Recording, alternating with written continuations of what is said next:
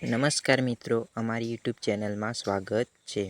તો આજના વિડીયોનો ટોપિક છે કે તમારા આધાર કાર્ડ પર કેટલા સિમ કાર્ડ એક્ટિવેટ છે કે તમારા આધાર કાર્ડ પર કેટલા સિમ કાર્ડ ચાલુ છે.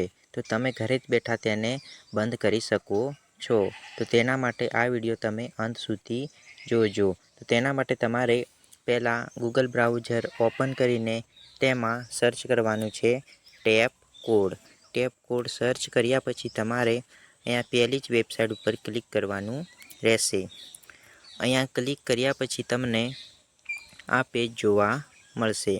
અહીંયા તમારે નીચે સ્ક્રોલ કરવાનું છે. નીચે સ્ક્રોલ કર્યા પછી તમારે અહીંયા તમારો જે મોબાઈલ નંબર ચાલુ છે, જે એક્ટિવ છે એ નંબર અહીંયા નાખવાનો રહેશે. એ મોબાઈલ તમે નાખ્યા પછી તમારે નીચે અહીંયા કેપ્ચા નાખવાના રહેશે. કેપ્ચા નાખ્યા પછી તમારે આગળની પ્રોસેસ છે અહીંયા વેલિડ કેપ્ચા, એની પર ક્લિક કરવું. વેલિડ કેપ્ચા પર ક્લિક થઈ ગયા પછી તમારા નંબર પર એક ઓટીપી આવશે.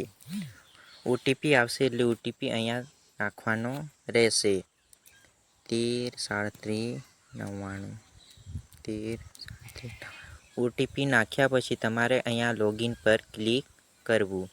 લોગિન ઉપર ક્લિક કરશો એટલે તમને આ પેજ જોવા મળશે.